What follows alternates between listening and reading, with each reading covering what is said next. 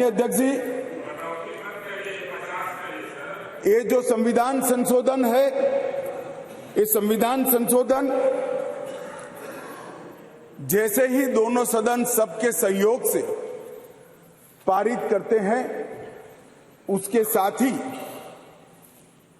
देश की लोकसभा और देश के सभी राज्यों की विधानसभाओं में 1/3 स्थान मातृशक्ति के लिए आरक्षित हो जाए।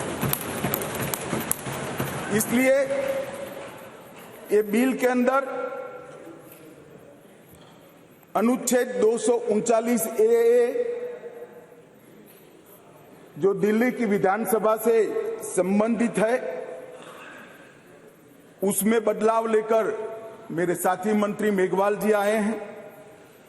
नया अनुच्छेद 330A जो लोकसभा में 1/3 मातृशक्ति का आरक्षण करेगा। नया अनुच्छेद 332A जो राज्यों की विधानसभा में 1/3 मातृशक्ति का आरक्षण करेगा। और इसके साथ साथ SC और ST वर्ग के लिए जितनी भी सीटें रिजर्व है, उसमें भी 1/3 सीटें मातृशक्ति के लिए आरक्षित हो जाएगी। माननीय अध्यक्ष जी, इसके साथ महिलाओं के अधिकार की एक लंबी लड़ाई का अंत हो जाएगा, और जिसकी कल्पना इस G20 की बैठक में सम्माननीय नरेंद्र भाई ने समग्र विश्व के सामने रखी, वुमन लेड डेवलपमेंट, उसके नए युग के श्री गणेश इसी बिल से होने जा रहे हैं। क्योंकि अब इस देश की माता, इस देश की मातृशक्ति, इस देश की बेटी न केवल नीतियों के अंदर अपना हिस्सा पाएगी, नीति निर्धारण करने में भी अपने पद को सुरक्षित कर पाएगी। माननीय अध्यक्ष जी, कुछ पार्टी के लिए महिला सशक्तिकरण एक पॉलिटिकल एजेंडा हो सकता है। कुछ पार्टियों के लिए महिला सशक्तिकरण, माननीय अध्यक्ष जी, एक राजनीतिक मुद्दा हो सकता है। कुछ पार्टियों के लिए महिला सशक्तिकरण का नारा ये चुनाव जीतने का एक हथियार हो सकता है। परंतु मेरी पार्टी और मेरे नेता नरेंद्र मोदी जी के लिए महिला सशक्तिकरण राजनीतिक मुद्दा नहीं है।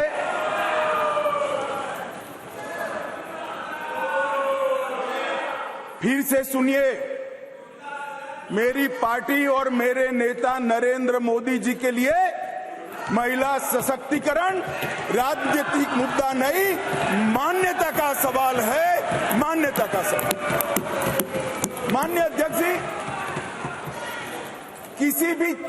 किसी भी सिद्धांत के लिए किसी व्यक्ति या संस्था इसका आकलन करना है कि सिद्धांत के प्रति मान्यता कितनी दृढ़ है, तो कोई एक घटना, कोई एक कदम से नहीं बनाया जा सकता। प्रधानमंत्री नरेंद्र मोदी जी जब संगठन का काम करते थे, भारतीय जनता पार्टी के संगठन महासचिव थे गुजरात प्रांत के, और गुजरात में भारतीय जनता पार्टी की वडोदरा कार्यकारिणी हुई थी। उस ऐतिहासिक कार्यकारिणी में मोदी जी के रोल के कारण ही भारतीय जनता पार्टी के संगठनात्मक पदों में 1/3 रिजर्वेशन माताओं के लिए किया गया। और ऐसा करने वाले मैं गर्व से कह सकता हूं कि मेरी पार्टी सबसे पहली पार्टी है और मेरी पार्टी सबसे अंतिम पार्टी। माननीय अध्यक्ष जी, मोदी जी जब मुख्यमंत्री थे, ढेर सारे लोगों को मुख्यमंत्री रहते हुए ढेर सारी भेंटें मिलती हैं।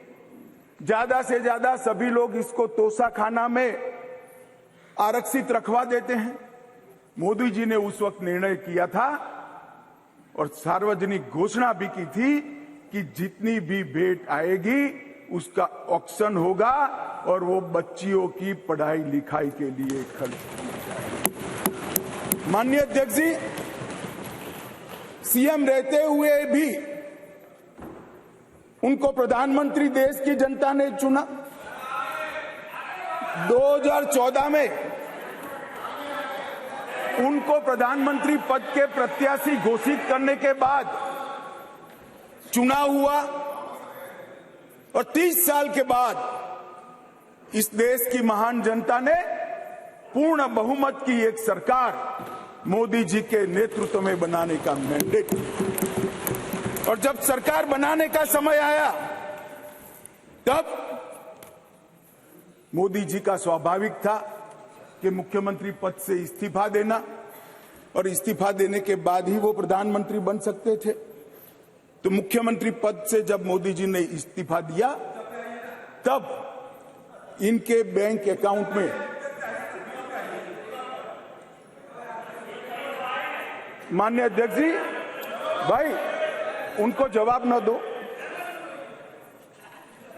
इनके बैंक अकाउंट में जितना भी मुख्यमंत्री की तनख्वाह से और जितना भी पैसा बचा था वो सारा का सारा गुजरात सचिवालय की वर्ग 3 और 4 के कर्मचारियों की बच्चियों की पढ़ाई लिखाई के लिए। माननीय अध्यक्ष, इसके लिए कोई सर्कुलर नहीं था, इसके लिए कोई कानून नहीं बनाया था। यही मोदी जी थे जब गुजरात के मुख्यमंत्री थे, तब बेटी बचाओ बेटी पढ़ाओ का नारा देश भर में दिया, और गुजरात में उनके प्रयासों से जन जागृति के माध्यम से कोई कानून के बगैर लिंग अनुपात के अंदर बहुत बड़ा परिवर्तन कर लाखों बेटियों को पृथ्वी पर आने का अधिकार इस नरेंद्र मोदी जी ने। धूम धकती धूप में मई महीने में पटवारी से लेकर मुख्यमंत्री तक पूरी की पूरी सरकार 5 दिनों तक गर्ल चाइल्ड एनरोलमेंट के लिए गांव-गांव में जाती थी। कोई कस्बा ऐसा नहीं होता था जहां पर सरकार के पदाधिकारी नहीं जाते थे। पंच, सरपंच, जिला पंचायत के सदस्य, तहसील पंचायत के सदस्य, विधायक, सांसद, मुख्यमंत्री, मंत्री सभी लोग जाते थे और बच्चियों को पढ़ाने के लिए, उनके एनरोलमेंट के लिए और ड्रॉप आउट रेशियो के कम करने के लिए, उनको फिर से पुनः दाखला दिलाने के लिए गांवों में निवास करते थे। माननीय अध्यक्ष जी, बेटी बचाओ बेटी पढ़ाओ, इसका परिणाम क्या था?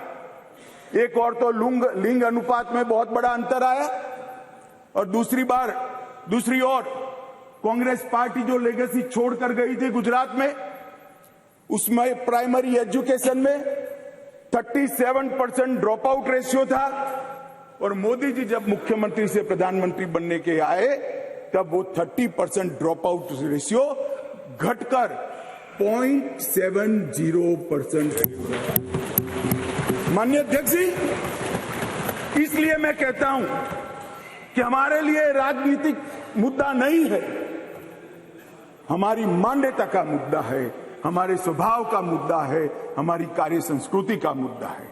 माननीय अध्यक्ष जी, जहां तक नरेंद्र मोदी जी की केंद्र में सरकार बनी, ये कह रहे हैं कि पहले भी हुआ था, पहले रोक लिया गया, ये सब बातें तो मैं बाद में बताता हूं, परंतु ये जो महिला सशक्तिकरण की बात है, ये संविधान संशोधन से जुड़ी हुई नहीं है।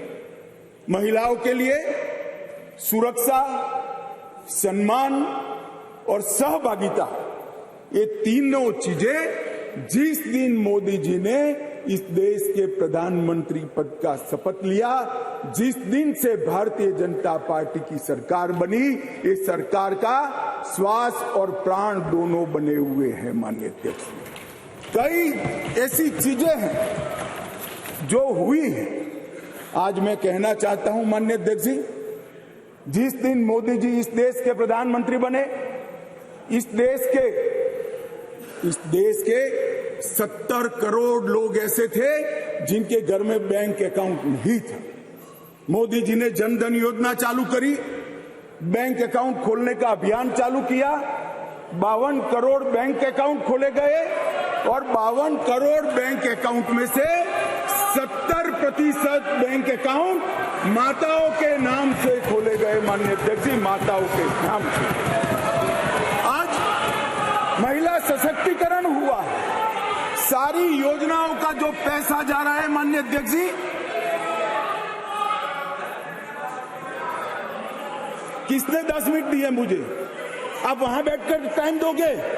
अरे सुनने की आदत डालो भाई। आप वहां बैठकर मुझे टाइम दोगे? माननीय सदस्य प्लीज। मैं मेरी पार्टी के टाइम में बोल रहा हूं।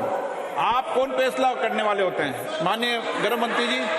माननीय अध्यक्ष जी, आज कोई भी स्कीम का पैसा जाता है तो वो महिला के बैंक अकाउंट के अंदर जाता है। माननीय अध्यक्ष जी, कांग्रेस ने इस देश में 5 दशक से ज्यादा शासन किया। 11 करोड़ परिवार ऐसे थे जहां शौचालय नहीं था।